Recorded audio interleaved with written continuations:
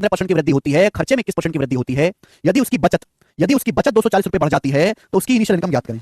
यदि बचत 240 रुपए बढ़ जाती है तो आपसे पूछा है आदमी की इनिशियल इनकम ज्ञात करें। बहुत अच्छा सवाल, अभी भी मैंने समझाया कि भाई एक्सपेंडिचर खर्चा बचत, और खर्चा प्लस बचत यानी कि इनकम।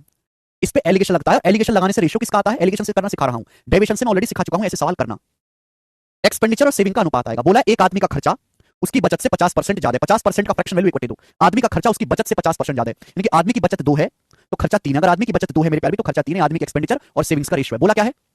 बोला आदमी की इनकम 15% बढ़ती है। आदमी की इनकम 15% बढ़ जाती है। इनकम 15% बढ़ जाती है। इनकम का मतलब मेरे प्यारे बच्चे, इनकम का मतलब होता है खर्चा प्लस बचत। इनकम का मतलब होता है खर्चा प्लस बचत। 15% बढ़ जाती है आदमी की इनकम, खर्चा प्लस बचत। आदमी का खर्चा 21% बढ़ जाता है। आदमी का खर्चा 21% बढ़ जाता है, 21%। तो आप मुझे बताओ उसकी बचत कितने परसेंट बढ़ी होगी? सवाल में ये तो देखा कि बचत 240 रुपए बढ़ गई। बताओ उसकी बचत कितने परसेंट बढ़ी होगी? एलिगेशन लगा के क्या बता नहीं सकते? ठीक है जी। अब डेविएशन से भी निकाल सकते हैं ये चीज। 21 माइनस 15 6%। अब 2 की वैल्यू 6% है 3 गुना, तो 3 की वैल्यू भी मेरे दोस्तों 3 गुना आएगी 9%। अगर 2 की वैल्यू 6% है 3 गुना, तो 3 की वैल्यू भी आएगी 9%। ये मीन वैल्यू से बड़ा है, ये मीन वैल्यू से बड़ा है मेरे प्यारे भाई। ये मीन वैल्यू से बड़ा है, 15 से बड़ा है। किस तो मीन वैल्यू से छोटा होगा। कितना छोटा होगा? 15 से 9 छोटा होगा। 15 से 9 घटाएंगे 6%, यानी कि आदमी की जो बचत है 6% बढ़ जाती है।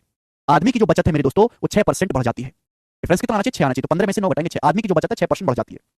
बोले सवाल के अनुसार बचत कितनी बढ़ी है? 240 रुपए। आदमी की बचत 6% बढ़ी। आदमी की बचत बढ़ी है 240 रुपए, तो 6% के लिए 240 रुपए है।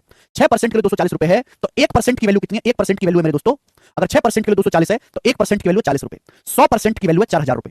बहुत सारे बच्चे जोश जोश में इस सवाल का आंसर 4000 मार्क कर देंगे। 4000 इस सवाल का आंसर नहीं है। इस सवाल में पूछा कि आदमी की प्रारंभिक आय ज्ञात करो।